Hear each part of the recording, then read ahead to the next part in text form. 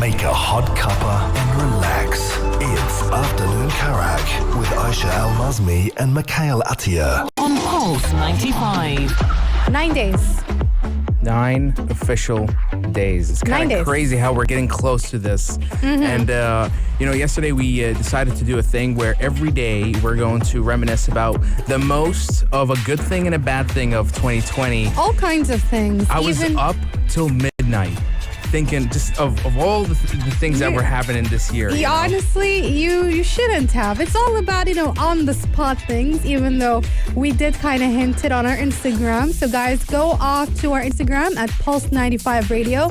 We have a question for you today because like I said, and like Mikhail said, we're going to be doing some sort of countdown while we reminisce all kinds of things that happened this year. So our question of today is, what is your worst decision of 2020? And boy, do I have so many of them.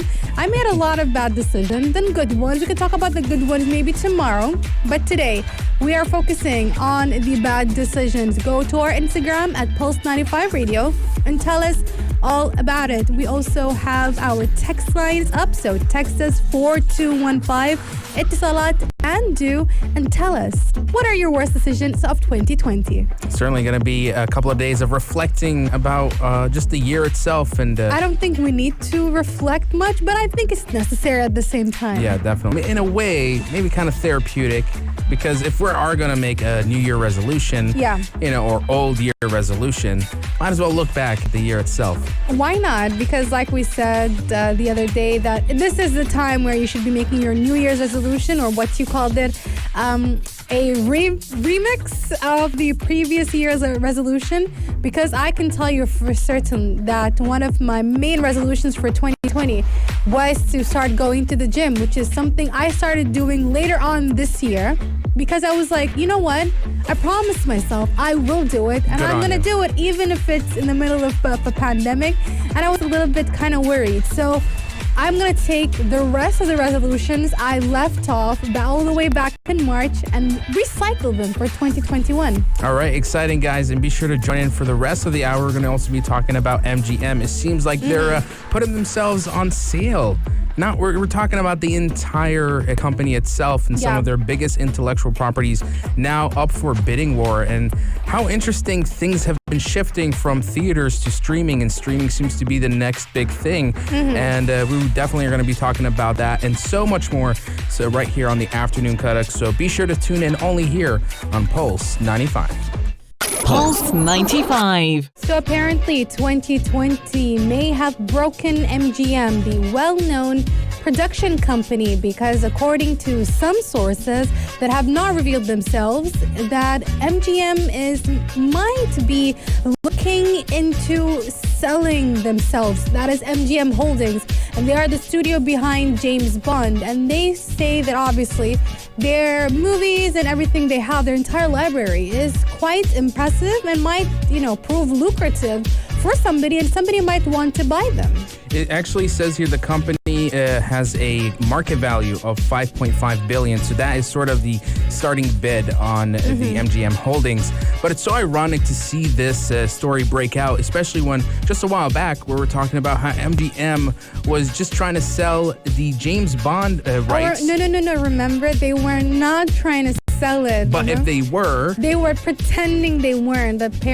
Obviously we're standing with the idea that perhaps they were, but then they're pretending that no, we don't need streaming services. Exactly. And apparently this is not the first time MGM Holdings have decided or thought about selling themselves to the highest bidder. But again, maybe it's the pandemic that is pushing them towards that direction. Yeah, it's so weird that in 1 year, just of closed down theaters, that the entire entertainment industry, even in Hollywood, is just slowly crumbling. It's almost like it cannot sustain itself. And it's realizing that it needs to reshift its infrastructure. Biggest example is Warner Media. They just said straight up, all of our theatrical releases, they're going to be out on HBO Max starting in the year of 2021, whether you like it or not. They're going to have some theatrical releases, but they're all going to come up in the streamings. They say, we're going to lose already a lot of revenue. Might as as well try to attract new audiences into our new streaming platform. Try to salvage it somehow. And now MGM is like, okay, we have over 4,000 titles and tons of intellectual properties. Some of the most lucrative ones are James Bond. Yeah. We might as well just sell it from now because it might just get worse in the future. Absolutely. And I think it, again, tells you about how Hollywood basically they're stubborn. They're very stubborn because they know the most money you make is out of theaters. Yeah. Because streaming, as great as and successful it is, it doesn't make a big buck as big as the theater. You really think so? At the moment, yes. That's the problem. The thing is, I completely believe that, and I think a lot of people will back me on this, is that theaters are not going to go away. For some reason, people saw the pandemic and thought that, oh, well, never going to go back to movies again, watch them in theaters again. It's just a small bump. I mean, even though this bump created a lot of job losses within the industry, created lots of chaos within the industry, I don't understand why theater owners have gone completely insane and they believe that this is the death of theater. It's just that they need to somehow get over. I'm not saying personally, get over it. No. Yeah. I mean, they have to work through this period of time until things settle down again. You can't deny, though, that we are slowly being conditioned to just sit at home and stream movies, you know? Again, I feel like at the end of the day, theaters have a special place, and that's a whole theatrical experience, and the whole idea of theaters having the movies first. And I don't think everybody's going to sell their movies to Netflix or to Apple TV Plus or to HBO Max for them to stream it. They're going to straight up send the movies down to the local theaters and have them distributed across the entire world. So that whole idea of theaters dying is not going to happen. I don't think it's going to happen anytime sooner. Maybe hope. 50 years, 100 years, but not now. You're right. Let's hope that at least that theaters can survive till post-pandemic. But in the meantime, this is almost kind of like a fruition of what is to come from other production companies, you know? The thing is, we are mostly focused on American theaters. We don't know much about local theaters or even theaters across the world, especially taking into consideration that a lot of countries might be doing pretty well pandemic-wise, as in they might have opened up already. They've opened up their theaters, and maybe their governments have been giving out subsidies to keep these businesses afloat. So again, we're talking about Hollywood and American theaters. They're the ones who are facing the most problems. Maybe other theaters are also facing some issues as well, but we do not have any idea about that. 2021 is definitely going to bring in a huge shift in the entertainment industry, and we're going to be keeping a close eye on this. Even if MGM sells out, we're just going to ask the next question: who is the next big company to do it as well? So, very interesting development. But coming up next, we're going to be talking about McDonald's. Apparently in China, they've released a limited edition burger, and you won't believe the combination. So stay tuned. Not in the news? Not in the news. Weirdness that happened Today. True story. I think by now we are kind of used to McDonald's weird and various food combinations. Not only McDonald's, all fast food restaurants eventually experiment with something. All of them, but there's something special about McDonald's when they just go crazy with their combinations. But this one in particular is just a massive question mark above my head because I still don't understand the combination that is canned meat and Oreos. I understand canned meat, so some people might think, no, why would you eat canned meat? But no, it's a very popular type of meat similar around to Asia. similar to like mortadella sandwich. Exactly, because yes, we eat mortadella. That is also sometimes from cans. That is a normal thing. But the Oreos part is the biggest question mark. What is going on with that? And apparently it was introduced yesterday in China, and they're only going to be producing 400,000 burgers. What is there some sort of taste palette that I don't know that Chinese have? I don't think regarding something salty and sweet to this extreme. I don't think so because there's mayonnaise. See the picture. Oh my god! Look at the picture if you guys can see it on. There's mayonnaise right with the here. Oreos. Oh my god! Like what happened exactly? Did somebody when they were making McFlurry, some of the Oreo debris came on the burger and they're like, oh wait. this could be an idea. Let's take it down to the head organizers, you know. Well, apparently this came from Daniel Ahmed, who writes at Nico Partners. And even he says he got the source was from Weibo, which is the Chinese equivalent of Twitter. It's a social media platform. And apparently even the Chinese people hate it as well. And they're as confused. They're like, what is going on here? This is some weird marketing mistake going around here, and just the branch in McDonald's over there in China. I would not try that if you paid me, to be honest. I would. There's something wrong about it. I would. I don't know. I might food poisoning, or like my body might reject it. I don't know. Like it's just an abomination of a burger. Okay, think of it in this way. You imagine you had a burger and then you had a McFlurry. Won't it all get mixed up in your stomach anyway? Okay, interesting. I can't argue that, to be honest. I'm the type of person who says try it once before you hate it. Even though this seems like incredibly crazy, but if they somehow brought this to the UAE or some similar variant of this burger, I'd be like, okay, just give me one. I'll try it. Or at least I'll share half of it with somebody. Let's hope it's not going to be your worst decision of 2020, because coming up next... We've got plenty of these. I've got plenty of them. Text us 42115 and still have to do share your worst decision of 2020. We're going to be talking about it here on the Afternoon Karak. A little story time only here on Pulse 95. This is Pulse 95. It's time to reminisce over the year of 2020, the good, bad, and ugly. And we're going to be sharing our worst decisions for the year. And you can share yours, so don't be shy. Text us 42115 instant do, or even reply on our little bit of a questionnaire on Pulse 95 Radio Instagram. So, to save myself the embarrassment, ladies first. Well, mine is not one decision. It's like one thing that I kept on repeating again and again and again and again. And that is procrastination. Oh, my God. I could have easily said that, I always procrastinate. That is the truth. I'm not going to pretend that I do not procrastinate often. Yeah, like 1 hour, 2 hours, but then throughout the year, it culminates. No, here's the thing. It's not 1 hour, 2 hour, Mikhail. It's literally to the last second. Oh I keep on going. I just don't do anything. I'm guilty of that too, as well. It's really, really bad. When the saying, you put the pro in procrastination, that is me. There's nobody who's more of a pro at procrastinating more than I am. And also just being late to things.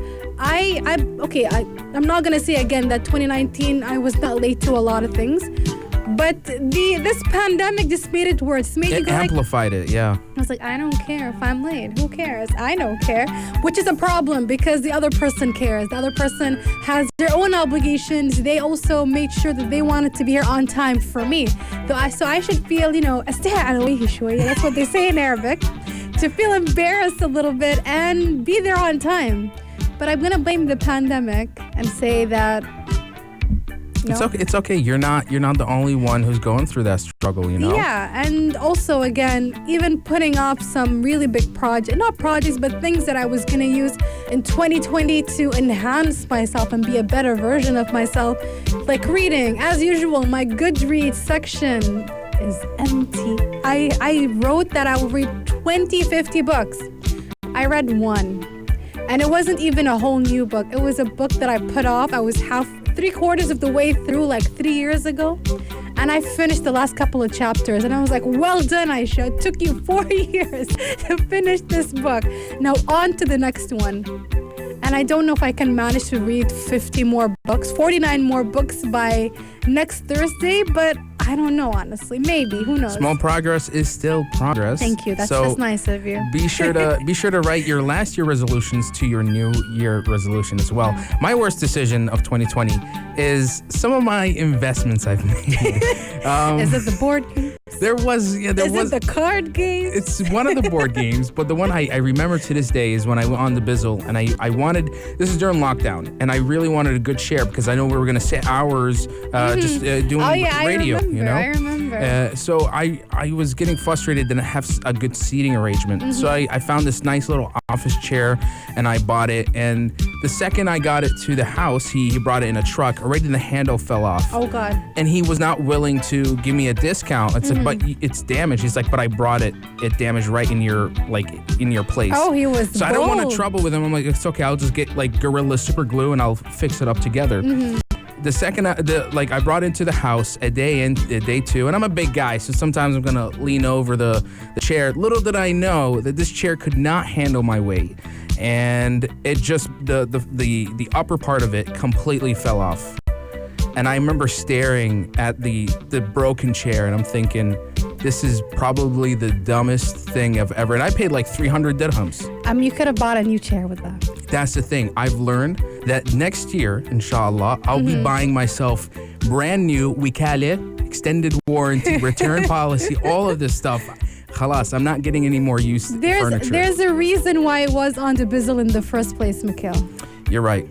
I've learned the hard way. You can't go cheap on things like this. No. And have learned the hard way. I'm not going to be doing. There's a couple of other stupid spending things that happened this year, but this one, board games. Like the board game, the one the $40 one that I got scammed on Reddit. Yeah. But the good thing is that somebody offered one for free, so there is a happy ending in that. Yeah. But there was no happy ending with that chair, was there? No happy end. And by the way, I still have it. Just throw it out. I'm still sitting in the lower part. Why? Because I'm saving up. I'm saving up for a really good one, and you want a good chair, it ain't gonna be cheap. So inshallah next year I have it. You probably will need to start saving up for a physiotherapist as well at this point and a chiropractor. Good thing my sister's a physiotherapist. She's not here, Mikhail. She's in Japan. I'm willing to wait. Dude, guys, let us know. Texas 4215. It's a lot to do. What is your worst decision of 2020? We really want to hear from you guys. So stay tuned for more discussions and interesting stories right here on the Afternoon Karak. This is Pulse 95. I thought that the whole MTV documentary / reality show kind of thing, but we were way past that. I'm not saying that, Keeping Up with the Kardashians and all these TV shows do not exist. They do. But there's just something about any family that kind of gets famous. Somehow they get picked up for a reality show. And I thought we were way behind these days.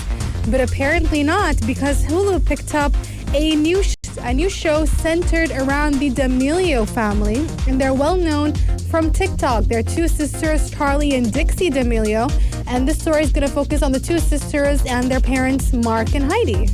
I don't like reality shows. I'm not into. I can't be that invested, but I do respect the hustle. The fact that they have garnered so much fame on TikTok only merits that their influence has seeped now to mainstream entertainment. But here's the thing. My question about TikTok is that, did they really get famous because of what they were doing, or is it because they were one of the first people on the platform? The TikTok boom kind of thing. Exactly, because I've noticed a lot of people who are very, very famous on TikTok. I'm not saying there weren't people who are creating lots of unique content. There are.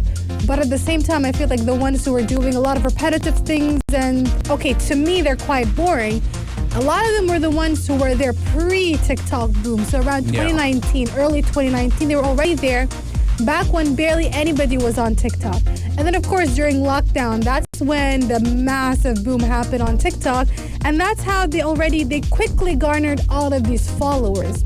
So again, if you're a big fan of Charlie and Dixie, I'm not talking badly about you or anything. It's just that I don't really understand why they would be given that sort of thing, especially since, again, I really don't think there is a big audience for this type of shows anymore. I know there are people who are big fans of all these old reality shows that are continuing right now, just like I said, like the Real Housewives of whichever city. Those have their cult followers. They've been there for 10 years with them. Same thing with Keeping Up with the Kardashians. But is there really an audience for somebody new like the D'Amelio family? Well, consider this. What is one of the two biggest things that have happened this year? TikTok and streaming.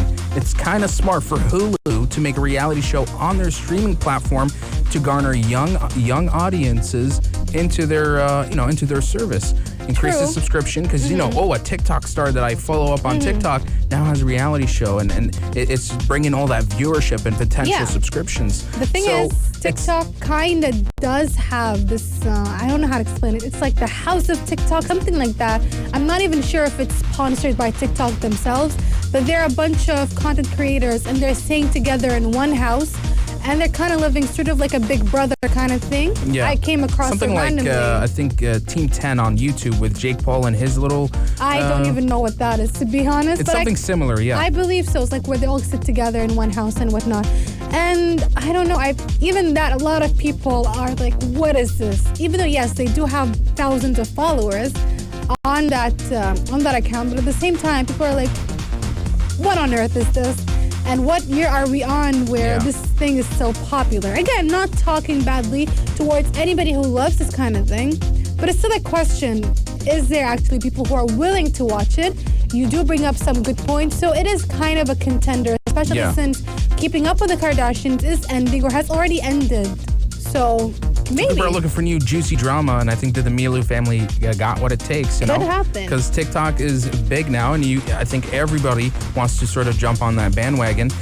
So it will be interesting to see how Hulu takes this new series, and if even big TikTok stars might start having their own shows here and there. You know, YouTube has brought so much, new content And revenue. and like there's like a kid who has his own toy show. So there's always potential as long as you have garnered enough influence and viewership. Absolutely. So, yeah. That could easily happen, and they can easily prove me wrong. Coming up next, speaking of drama, we're going to be talking about Zack Snyder, who is backing up the director of Suicide Squad, that is David Ayer, because he did say he has his own version or his Ayer's cut of Suicide Squad, and he's going to help him He's still get complaining. He's still complaining, but apparently Zack Snyder is going to help him get that cut up there to the audience. Stay tuned for that and much more right here on Pulse 95. Pulse 95. Before we talk about our story, I just remembered what is the worst decision of my life in 2020. You still got another one? I think this is the worst decision ever. What is it? So you know how last week I kept on complaining that I kind of burnt my face? Mm-hmm. So here's the thing. I kind of knew for a couple of years now that I might be slightly allergic or that I have some issues with vitamin C serums or vitamin C products. Okay. But around 2 weeks ago, I was on Sephora.com and I was buying some necessities. And then I was like, let's get some new skincare. And I see a vitamin C serum, 2 of them. And I was like, I mean, why not? Why not? And then a voice in my head was like, Aisha, you usually gives you like a mild reaction. And it's very annoying. It persists for weeks. And I was like, no, but I don't have definitive proof that it was vitamin C. Yeah. And part of me was like, maybe this could be the experiment where I can see if I once and for all that I am allergic to vitamin C or that is too strong for my face. And lo and behold, I burnt my entire face. well, it hurts to be beautiful. Well, that's the thing. A lot of people are like, it's vitamin C. It's supposed to do that. I'm like, no, not like this. My face, remember last week when I was telling you guys, like, my face I was in complete pain for at least 3 days. And I'm still going through the consequences of it. Thank God my dermatologist saved me and she gave me some creams. And I had absolutely no hope this will get fixed. But it got fixed in like 2-3 days. And alhamdulillah, and still kind of have some consequences. But I learned my lesson because the entirety of last week, I really wanted to wear makeup because I missed it. But I couldn't because I was recovering from it. And thank God we had masks on because nobody could see at least half of my face. And because most of it's usually dark, like I usually sit around at night or something like that. So nobody would notice that something was wrong with my face until they got close and they'd be like, oh my God, what is wrong? Like, I burned my face by using 2 vitamin C serums on top of each other, knowing very well that I'm allergic to it. So no more Sephora, that's the... No more vitamin C, khalas. I gave up on it. I'll use other stuff. I can work through my pigmentation through other means, just like I have been doing forever. Now we go back to other sort of decisions, and that is Zack Snyder's decision to back David Ayer in getting his director's cut or his version of Suicide Squad up on whether it's theaters or streaming services. In a post found on Reddit, there was a stream by the Film Junkie where Zack Snyder was interviewed and he was asked whether they are, he could be helping David Ayer on pulling out his cut, because the Suicide Squad director's cut, as David has claimed before, there's 40 minutes of it missing or removed, you could say. So Zack Snyder says, I haven't talked to David about it just yet, but I'm sure I will, and I know him quite well. I've just been swamped, and because of COVID, but it's definitely on my list of things to talk to him about. I support any filmmaker who needs to get their version of their movie or their vision sort of seen, because I have such a generous support. So I would really hope that other people would get the same. Now, there could be a I'd say a likely chance that maybe we might see a director's cut for Suicide Squad, because depending on the success of the Justice League Zack Snyder cut, I think Warner Bros., because they have now, immense focus on HBO Max, they might do something like this later on, It could happen, but the question is 40 minutes, is that enough to change Suicide Squad and to change the viewers' feelings towards that movie? Because a lot of people had a lot of mixed emotions about it. But that is something I actually want to look into as well. Is Suicide Squad, at least his vision, was it as good as he wanted it to be? Because he says that there was a lot of production, like sort of interference from producers and from higher ups. So maybe the film was affected by that. A big example is that trailer. We were so hyped up, and then the movie came out, and there was something you felt like misled. And is it because of the director, or is it because of the production company? So definitely I'm curious. I know it's not going to be, sort of exceeding my expectation. It's not going to be a Snyder cut version, just like Zack Snyder's version. Let's just hope no more reshoots, because like Zack Snyder's cut is getting tons of reshoots, and they're adding like 4 hours into the film. Not 4 hours, but something like that. I believe the entirety of the movie is around 4 hours. That's if I remember correctly. Yeah. But we just need to wait and see whether it is a movie that deserves this sort of a second chance, or maybe it doesn't. And speaking about second chances, The Exorcist is getting a sequel. Do we really need another Exorcist movie? Let's talk about that coming up next, right here on the Afternoon Karak. It's almost 5 p.m. That was Afternoon Karak. For dessert, Aisha and Mikhail suggest... If you're tuning in right now, that means you missed out on all of the good stuff here on the Afternoon Karak. Discussions, Absolutely. debates, story times, which you can always catch up on Pulse 95 Radio YouTube, as well as our podcast on SoundCloud, Spotify, Apple Podcast. Do follow up, search up Afternoon Karak or Pulse 95 Radio. Support us by subscribing, following, commenting, sharing, all of that good stuff. But we got to finish it up with a final suggestion, and this time it's a courtesy of Aisha Mazmi. So a while back, I think I'm actually starting to feel that I might have suggested this before, but there's no harm of suggesting it again. Statute of limitations and all that. Exactly. A while back, I think a couple of years ago, I decided that anytime I realized that I enjoy something about somebody. For example, I hear them laugh, and the instant thought in my head is they have a lovely laugh. I see them smile, I'm like, they have a lovely smile, or they smell good, or they look pretty good today. Instead of just having the thought in my head, I'm gonna say it to them. So it just became a habit where whenever I see somebody who looks particularly good, or they did something, or I believe something about them just made me happy on that day, I am going to tell them. Because just like how they made me happy, or I noted this thing that I was like, oh, that's really nice on them, I'm going to also tell them that, because I believe that's going to make them very happy as well. There's I'm sure no you would harm. make their day, honestly. Exactly. There's no harm in sharing this happiness and this positivity. So my suggestion for the day is, one, to include this into your daily habits, where the moment in your head you see somebody, even if it's a stranger, even if it's a cashier, and the cashier lady has pretty nails, and you think, oh, those are pretty nails. Don't only think, oh, they have pretty nails. Go ahead and tell her, I really love your nails. They look gorgeous on you. Exactly. It's very easy, very simple. And just like Mikhail said, it can easily make their day. And it's also going to make you feel better about yourself, because, don't use it as a way to make yourself feel better. But I'm just saying it's going to make you feel as happy as you made them as well. And it's effortless positivity. Absolutely. Really. So do go around and just whenever you feel like you know how you tell yourself, you look at something and you're like, mashallah, give it also a compliment. Yeah.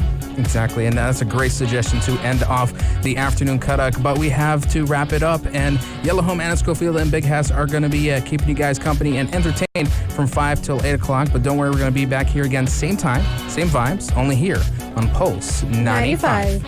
If you liked this episode of Afternoon Karak, drop a like and subscribe. Pulse 95. Be sure to follow us on Instagram for all our daily updates and top stories.